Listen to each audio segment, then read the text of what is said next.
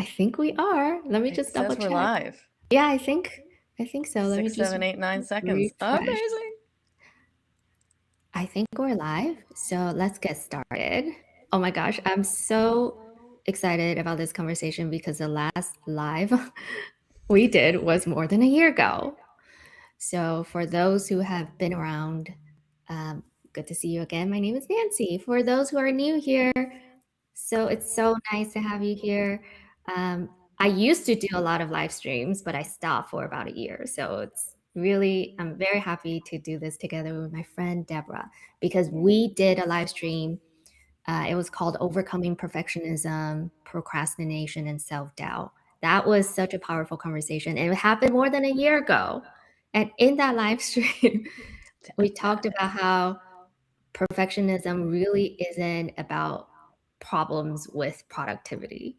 It's really about your nervous system, how your brain literally perceives failures as a threat to your survival, and that we have to manage your attention, not just your time, to deal with all of the issues surrounding like thriving and winning and all that.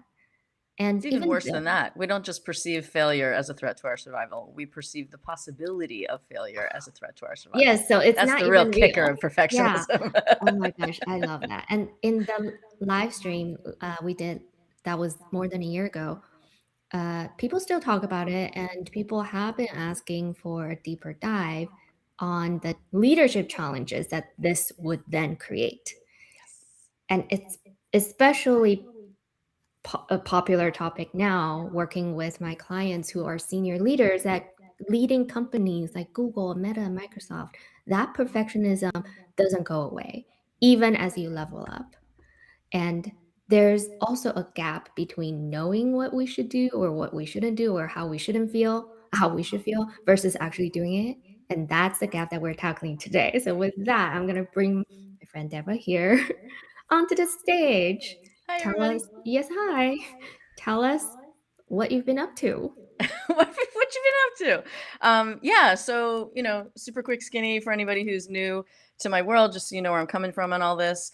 I had a 35-year career in show business that I burned out on, went through all of the perfectionist bugaboos, procrastination, imposter syndrome, inner critic, raging, like all the things. Still got a lot of stuff done, made things look really good on the outside, solid credits, solid career, but wow, so hollowed out, burned out, sold out on the inside. So if you can relate to that, I got you. And then in 2017, I kind of accidentally started a coaching business by just trying to figure out how to make money in a different way and not hate my life. Bar was very low at that Right, time. it was an accident.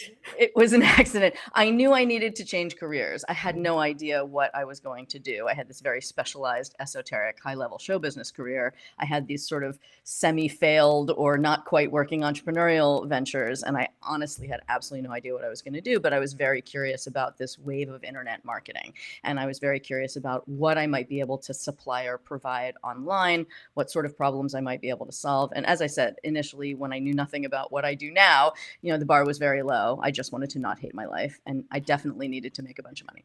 So long story short, I found out that I'm an excellent coach, specifically a productivity coach for the perfectionist brain that I have had my whole life. So I solve my own problems, I help other people solve theirs, and I have a very high threshold for results and outcomes that don't kill you, burn you out, compromise your integrity and your well-being, right? High standard, not just for things getting done and done right, but a high standard for quality of life, Yeah. which our nervous systems sadly do not give a shit about when they're trying to keep us alive and safe. So They really care about that. So that's a really fun dance that I'm in now and have been in for the last 8 or 9 years of kind of working my life and solving problems and working those alongside my clients and my audiences. And it's just a beautiful dance for me in terms of the things I care about, like curiosity and integrity and creative self-expression, a liberated life, really, freedom of time, money, all that sort of stuff. Yeah, and And so tell that's us. what I help people with. So in terms of, up to the last year, kind of more the same and also evolving where I'm going next, right? Like now I'm really focusing on creativity and flow. I'm focusing on recovery from burnout and warding off incipient burnout. Yeah. So if that's your bailiwick right now, let's go. But I got you on all the rest of it too.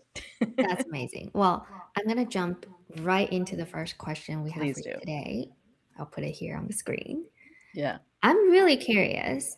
What are the most common triggers for self-doubt and second guessing, primarily for perfectionists and primarily for high achievers? What are Yeah. these triggers? Yeah. So it's really great, and this is going to get us into a lot of the things that we're here to talk about today.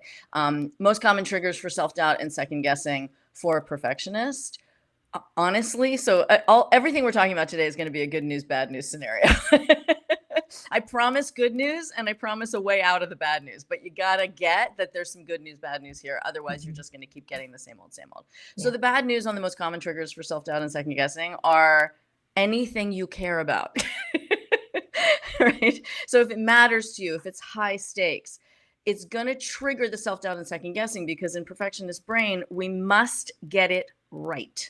We must not just do the best we can possibly do, but the best anyone could do, which we, of course, cannot know, right? There are 8 billion people on the planet. You cannot know what the other 7 trillion, you cannot know what everybody else is going to do, would do. You cannot imagine the solutions that haven't been created yet. You might be the creator of one of those solutions. But when we go to the triggers, as in, okay, let's say something matters to you. You want to get something right. You want to get a gig. You want to get a promotion. You want to get an audition. You want to make a thing, sell a thing. You want to connect with someone who you admire, someone who you register as a mentor or a rock star. And that matters to you. Now there are stakes. Now your whole system goes, okay, I must not fuck this up. And yes, we will be cursing on this live stream, right? We can bleep it out if we need to, right? I must get this right. And the overriding impulse, the overriding motivation suddenly becomes not, oh, how do I execute that awesome creative idea? Or how do I close that gap between me and that person I want to meet? We go, figure out how to do it right. And so figure out how to do it right, figure out how to get it right, figure out how not to fail. Then also taps into the deeper layers of what's driving all of that perfectionism, which is, unless I fix it, it will go wrong. Like the default is, sorry, what? I have a question. Oh, yeah, sure. Are all perfectionists high achievers? That's a great question. I love it. Quick answer, no. More in-depth answer. First of all, I just want to be clear. I am not a therapist. I am not a psychologist, psychiatrist. I do not know the DSM backwards and forwards. Perfectionism or perfectionist, as I'm detailing it and working with it, is not a clinical diagnosis, right? I've had lots of clients come to me and go, I never thought of myself as a perfectionist, but I'm all that shit you talk about, right? So you might or might not self-identify as a perfectionist. The brain we're really talking to here is, do you care intensely and front and center about getting things right?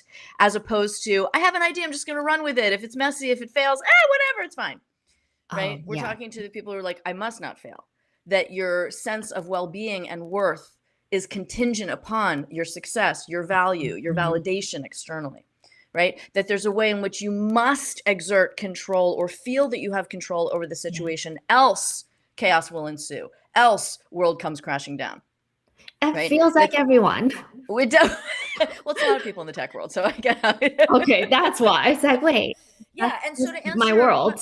Yeah, absolutely. Well, certainly anytime you're in fields of precision, large scope, large impact, right? You're going to have people who are big strivers. And so I want to answer your question first and then get into sort of the good news, bad news of how this works. But all perfectionists, as I define them, right? People who are struggling and striving in an effort to achieve the best, the right, the ultimate, but who are really driven by fear, not actually a desire for excellence or an interest in creating and connecting. Like, this is why we'll, endlessly tweak and polish, endlessly toil in obscurity, endlessly question and question and question, endlessly make sure we've got all the preparation before we do the thing. And we actually don't do the thing. We actually don't connect and create. We actually don't land any plane Mm, in the mm. area where we are, in fact, genuinely inspired and curious and desiring to achieve. So it's not necessarily true that all perfectionists are Mm. overachievers. We might want to be, we might try to Oh, be, but we're not necessarily achieving our intended goals. We're striving, we're working, we yeah. care, our standards are high. Yeah. But often the achievement that we're aiming for doesn't actually happen because we're holding back Mm. due to all the fears around the perfectionism. Well, then we have to fix that, which So we got to fix that. Yeah, yeah, yeah. we do. So the bad news is common triggers for self-doubt and second guessing are everything you care about. That's the bad news. But the Yeah. good news is that we get to take on that mindset. We get to take on our own brains. And I want to put Yes. something out there that might be obvious to some and radically weird and impossible to others. And that is that your thoughts Mm. mean nothing.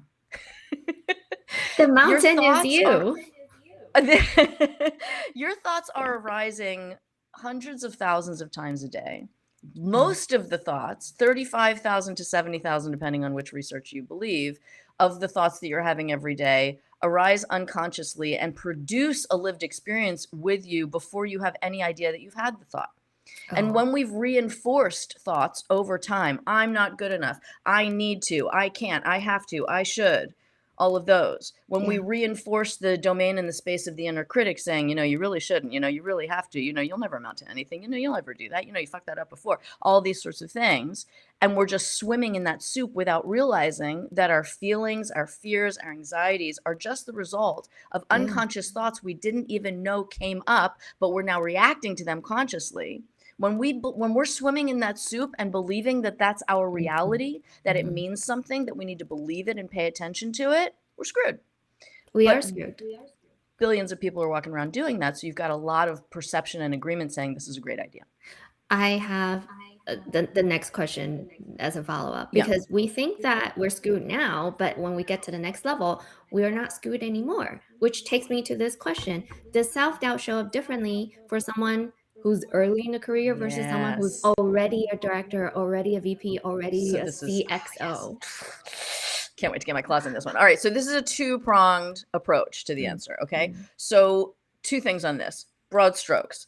The first thing that you need to know is that those areas of self-doubt, the imposter syndrome, the, oh my God, I've taken 35 seminars and I've been a personal growth junkie since I was 15 and I'm still struggling with all this stuff, even though I have achieved bum, bum, bum, bum, bum, bum. Yeah, yeah. Right? Like I hit a lot of those thresholds in my show business career. I worked with very famous people. I did the world's largest productions. I music directed tons and tons of people in tons and tons of ways, composed music for famous things, right? Like there was a lot there. Mm-hmm. And yet it was still, I'm not enough, I'm never done, all of that. The achievement of the goals changes nothing about your, what we call an NLP, isomorphic structures. It changes nothing about whatever your inner 4-year-old is doing, Yeah. whatever the voice of your mother is doing in your head, whatever your key infrastructural worries and anxieties are. It doesn't change your internal and unconscious habits, essentially. We Circumstances think it change. does. We think it does, right? The Yeah. circumstances change. And we think this is a very, Yeah. very common thing. And thank you, Nancy, for bringing this forward. Like now it's the water I swim in. Like, well, everybody knows this, but I realize everybody doesn't know this. So it's really Right. important to be able to get out there and go, no, it's never the circumstances. Yeah. Tony Robbins likes to say the most successful people are not the most resourced. They're the most resourceful, right? It's what's going on the inside. Say what you will about Tony Robbins. The man is very successful, right? So we're dealing still with whatever our internal structures, our unconscious Right. programming, our own defaults and thoughts, our beliefs, like structures of behavior, belief, and identity that are giving us a lived reality. They're filtering whatever's going on, going through the reticular activating system, and animal brain goes, this is important, this isn't important. Right? And the critter brain that's just trying to keep you alive, as I Right. said, does not give a shit about the quality of your life. So you can stack up all of those achievements. Well, now I'm this, I've got this salary, I'm this level, I've got this many direct reports. I should feel amazing. Yeah. Yeah. Right? But meanwhile, that your reticular activating system, the nervous system piece that is still thinking, I got to fix it, I got to get it right. And if I don't keep a hyper vigilant watch on every single thing that's happening, the world will crumble and I will die. And your nervous system is still doing that no matter what the circumstance. So it's going, oh, you want a big award? Not important. That's not going to kill you. Oh, Yeah. you've got like this much money in the bank? Well, okay, that's nice, but Right. this could still kill you, right? Like it'll take all the circumstances and it'll chew it up and grind up whatever isn't a threat to your system, and it will narrow focus on whatever is the threat to your system, which could be anything. It could be somebody looks at you funny in the street. It could be you get an email from somebody about something. It could be something goes wrong that you hope to go right. It could be your favorite TV show doesn't have a new episode this weekend. Like literally anything. Anything, okay? You got to get, it's not the circumstance. It's how you're processing it, and it's what your default thought structures are giving you as a reality in reaction or generating a thought or interpretation or feeling based on what your subconscious defaults are that you think are true, that you think means something, that you think you got to pay attention to. This is why I want to make the point, your thoughts don't mean anything. Right. What if, so I just want to try this on. Okay, so this is all just still in the realm of the default self is not changing regardless of the external accomplishments. What if, I invite everybody to try on, what if you could have your next thought show up and just let it roll through? Like your next thought, like we're here having a conversation about self-doubt, about circumstances, about what's true and what's not. Big, heavy conversation about reality, potentially a very light and bright relief, right? For those of us who are like, I would like not to believe that thought. Wouldn't that be awesome? Yeah, right? wouldn't that be nice? Wouldn't that be nice? So what if you give yourself permission to let just the next thought roll through? Like if it matters, it'll come around again. If you need to pay attention to it, it'll pop up again. Now notice what arises in objection to that. No, I can't let that go. No, that means something. Right. Especially if it's coming from a place in your brain that you associate with like an inner critic or a monster you got to face, right? An obstacle you must break through, a hurdle you must scale. Here's what my clients say. I can't let that go because it's going to make me weak. It's going to make me weak. Great. So that's the second piece of what I'm going to talk about next. That's great. Thank you for that second piece. So over here we have, doesn't matter about the circumstances, doesn't matter how many achievements or accolades, that's not going to change how you actually operate from the inside out. It does not going to change the reality you generate. You got to take a hold of your actual thought structure in order to do that and work with nervous system management skills that, of course, you and I both work with. So then there's let's say you got that sorted. And let's say you're like, okay, I've like healed my inner child and, and I understand that this is not going to kill me and I'm able to generate, joy, pleasure, resourcing, creativity, whatever. Right. Okay. But that whole like inner critic driver guy, that one has done some good stuff for me. Oh, yes. That one I got here because right? That's of that. how I got here. Right? Yes. My high performance driver. I can't lose my edge. If I lose my edge, I will go soft. I will be lazy. I will not get shit done. Yes. Everything I have built will crumble. I will not get to that next level. I won't get that job. I won't get that promo. That's right. Yeah. That's right. Go, right? Got to play with the big boys. Got to fight, right? And it's completely understandable to feel that way. First of all, very normal, very understandable, especially for women. Especially in a male dominated world where, I had all the guys' jobs, conductor, composer. These are like the men's jobs. Women were like flutists and violinists, right? So I had like the dudes' jobs. And so I know what it's like to be, in a room full of men or in a room full of men and women where the man is usually in charge. And so, women's leadership has come leaps and bounds in the last 40, 50 years. I mean, we got to remember, you guys, like women weren't allowed to have their own credit cards until 1977. Okay. Like we only got the vote 100 years ago. What? Yeah. It wasn't even that long ago. We've really come a long way in a fairly short amount of time. Still, there are giant gaps, 77 cents on the man's dollar, percentage of corporate leaders, et cetera. There are gaps to close. That's a little off topic from where we are, but I do want to give a little bit of an extra nudge of TLC and compassion and appreciation for the women or for anyone who is working with I'm not like those people out there who are rocking it and who are successful and who are big and famous or whatever. I need to push myself. I need to have that extra edge. Yes. And that may have worked really well for you in the beginning. Yes. right? The extra push, the I'm tired and I don't feel like it, but fuck it, I'm gonna make one more phone call, Yeah. or I know I don't have the experience and my resume isn't there, but I'm gonna be bold and Yeah. put this idea out there, and right, or I know I don't feel like I'm good enough, but that like you're not enough is driving me to do more and be more and That's be right. better, and that's what got me here. So I must keep doing that, and if I don't keep doing that, I will stall out, stagnate, or fail. We think that's growth mindset. Yeah. Thank you. We actually call it that, growth mindset. This is a huge conversation. This is way more than the 8 minutes we have. But so let's talk about why that is not true. Yeah. Right. I'm a huge growth mindset person, right? I will be growing until the day I die. And one of the things, in fact, you and I talked about this on our mastermind call yesterday, is that my ambitions have changed. And I have had to actually evolve my inner critic, my driver, my relentless, can't stop, never done kind of thing into a space that actually serves my current ambitions, because I know what it is to burn myself out and hustle and grind into dust. And I don't want to do that again. Right. I know how painful that is.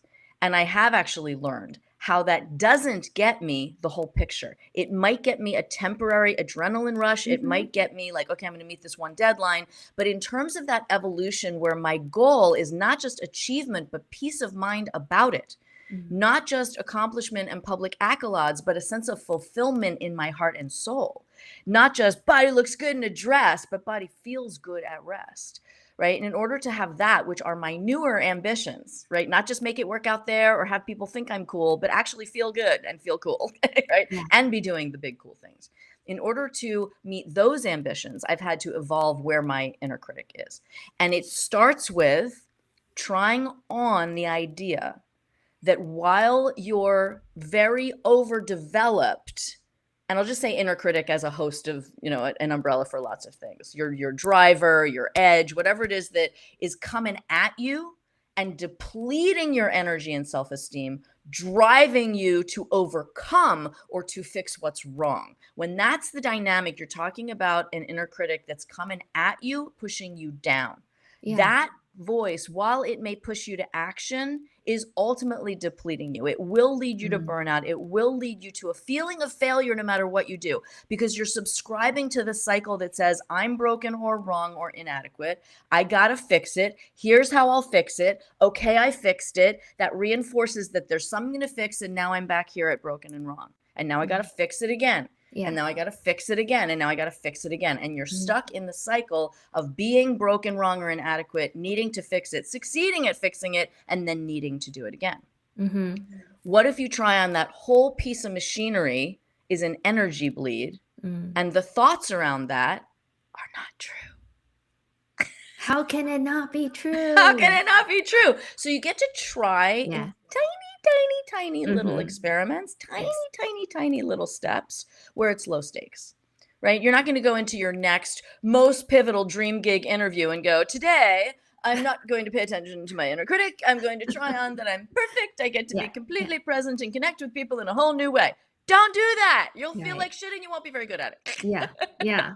Right? But when you're at home alone, for example, or at home with your family or whatever, and you just want to maybe try a more adventurous breakfast on a Saturday morning, right? And you get to notice all the thoughts that are coming up. Oh, you should have more greens and less fat. You should cut down the salt. You should cook a more adventurous thing. You should have better ingredients in your pantry. You should have gotten up earlier. Right? Like all of these things that when we are in perfectionist inner critic land is, our lives are replete with this. If you start listening to your own head, you're going to be kind of horrified at all the thoughts that are actually coming up that you're not even noticing, right? So if you've got a really active inner critic and you think that's vital for your existence, start noticing the thoughts. Start noticing the impact of that thought. Does it make you feel good to think that you really should have gone grocery shopping yesterday and you didn't?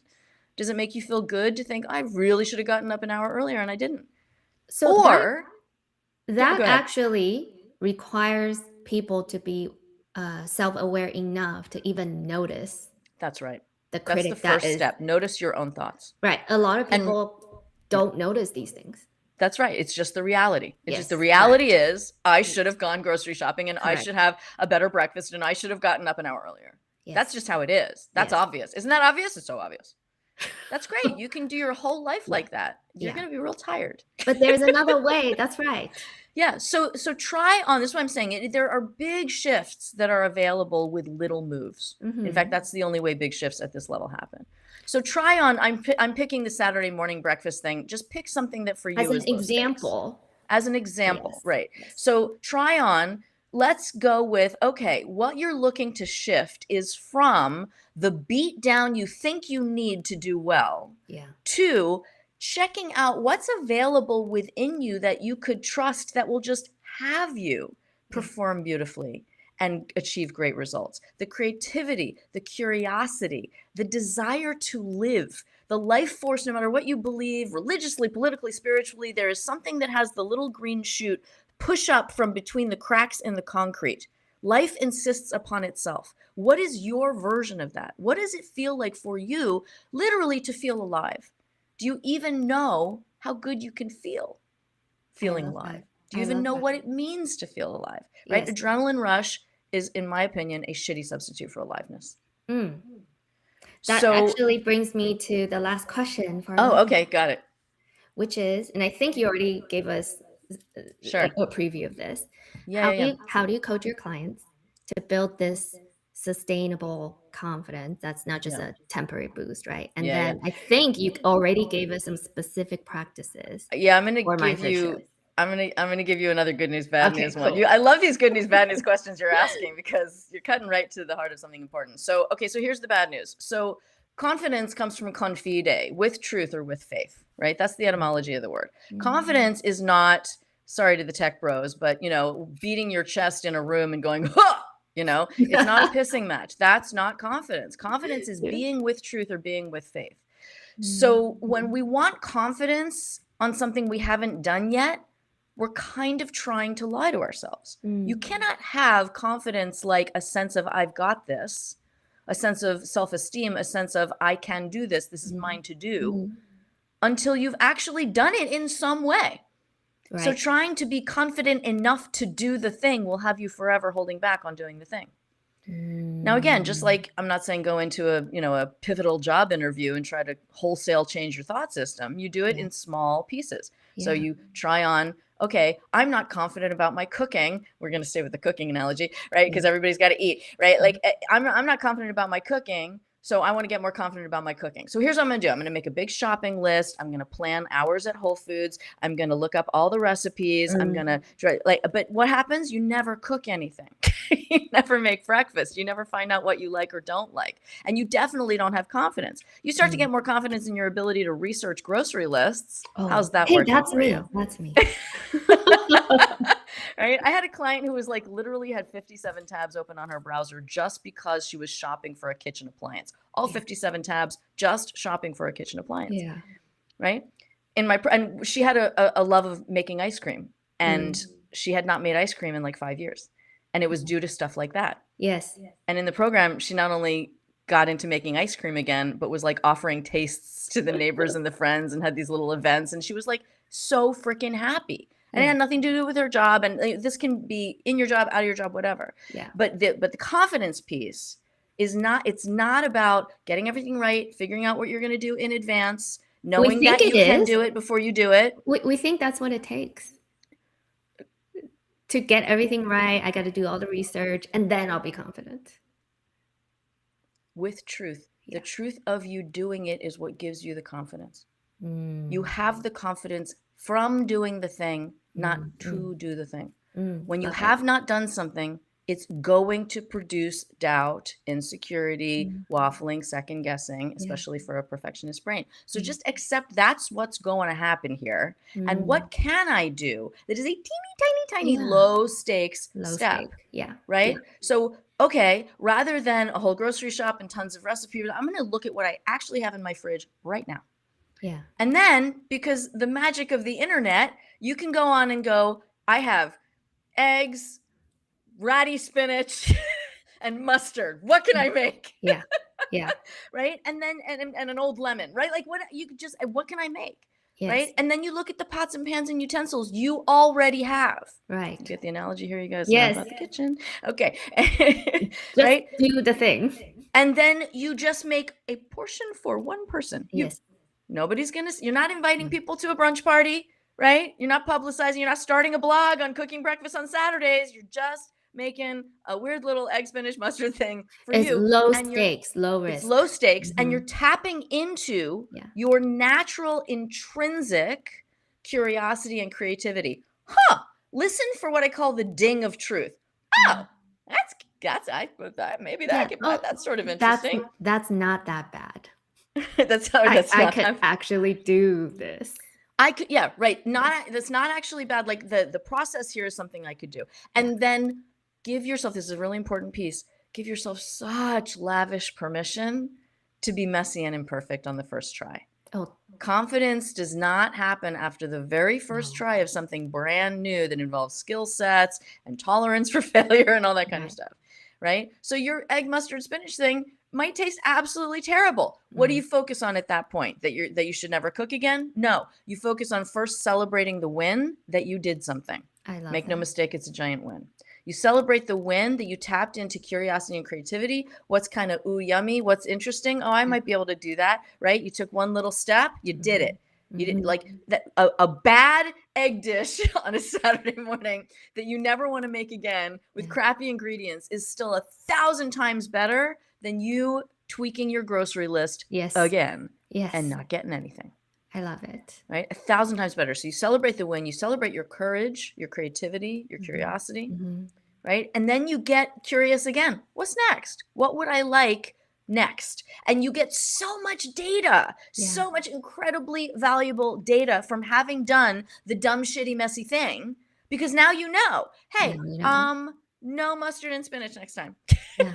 Now you know exactly. Now you know. Right? Now I know what I don't want. Now Yeah. I know what I might like next as just a next step. Yes. And that gives you so much more data than the toiling and obscurity and the endless tweaking and polishing behind the scenes. I love that. That was non-action versus actually taking action in a Yes, very absolutely. controlled and supportive Yeah. way. Yeah. So the specific practices and mindset shifts are to take tiny, tiny, tiny little actions consistently over time, and then put your attention, your bandwidth, and even your interpretation of the data Yeah. through the lens of what are the wins I can celebrate and what would I like next? I love that. Okay. Well, tell us how we can find more information about your work. Yes. Okay. So a great way to come into my world. I mean, my website, you can see everything on my LinkedIn profile. We're on LinkedIn right now.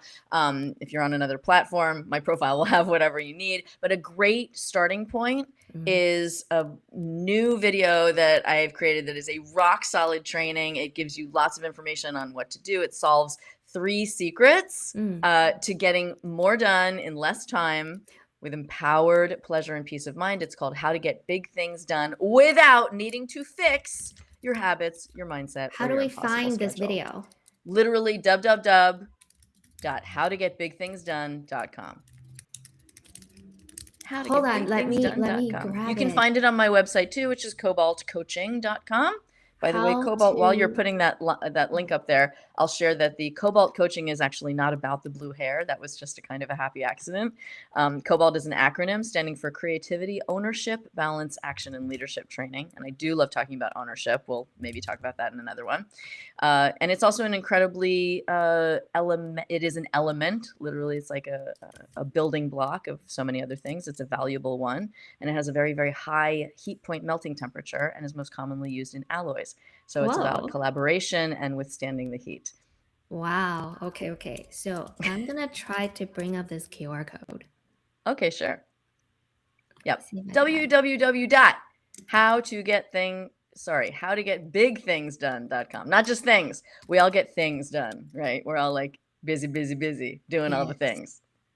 Yes. But getting big things, the important things, the things that matter to you, the things you're procrastinating on, the things you think you need confidence to do, the things you think you don't have enough time or the right habits or the right mindset to achieve. You don't actually need any of those things.